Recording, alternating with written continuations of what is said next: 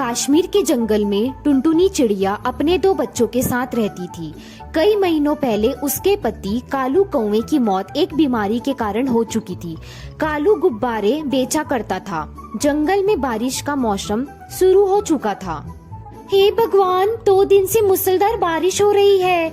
मेरे घर पर राशन भी खत्म हो गया है।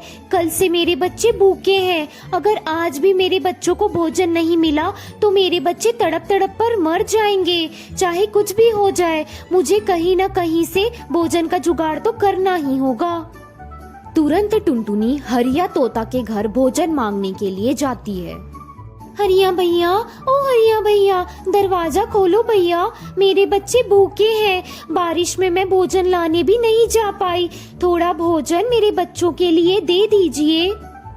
मैं तुम्हें भोजन कहाँ से दूं टुनटुनी? मैं भी 2 दिन से बारिश की वजह से घर पर बैठा हूँ। घर में पड़े पड़े मेरे सारे मिट्टी के बर्तन खराब हो रहे हैं। अगर तुम्हें भोजन चाहिए तो तुम इन मिट्टी के बर्तन को बेच दो और फिर मैं जो पैसे दूंगा उससे तुम अपने बच्चों के लिए भोजन खरीद लेना। लेकिन हरिया भैया, चारों तरफ पानी भरा हुआ है, मैं बर्तन को बेचने कैसे जाऊँ? तुम अपने घर जाओ। अगर तुम मिट्टी के बर्तन बेचने नहीं जाओगी तो वैसे भी तुम्हारे बच्चे भूख से तड़प कर मर जाएंगे। मेरी मानो तो बारिश की चिंता मत करो, अपने बच्चों की चिंता करो और इन मिट्टी के बर्तन को बेचने चली जाओ। बारिश का मौसम है, मिट्टी के बर्तन हाथों हाथ बिक जाएंगे। ठीक है हरिया भैया, आप कहते हैं तो मैं मिट्टी के बर्तन बेचने चली जाती हूँ। टुनटुनी मिट्टी के बर्तन लेकर बारिश में बेचने के लिए निकल जाती है। मिट्टी के बर्तन ले लो, अच्छे और सुंदर बर्तन ले लो, मिट्टी के बर्तन ले लो। टुनटुनी की आवाज सुनकर सुंदरी कवि अपनी खिड़की से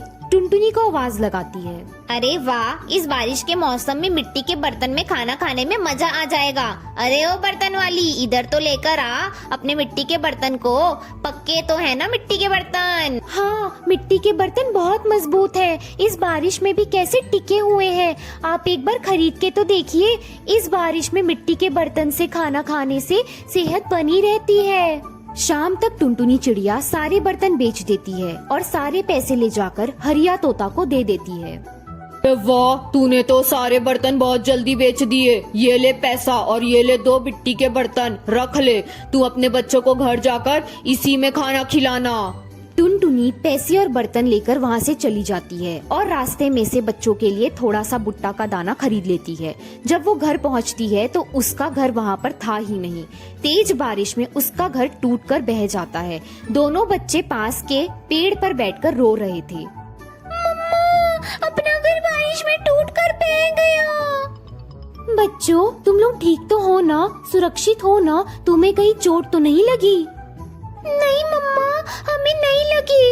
लेकिन मम्मा, हमारा घर टूट गया। अब हम कहाँ रहेंगे मम्मा? तुम लोग घर की चिंता मत करो। ये लो कुछ भुट्टे के दाने लो, इसे खाकर अपनी भूख मिटाओ।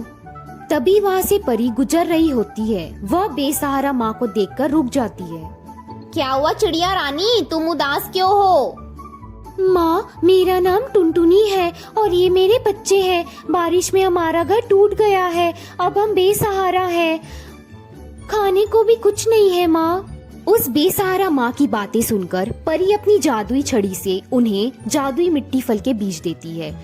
टुनटुनी जादुई मिट्टी में उन बीज को दबा देती है। 2 दिन बाद जब बारिश रुकती है तब वो अपने बच्चों के साथ उस जादुई मिट्टी के बीज को देखने जाती है।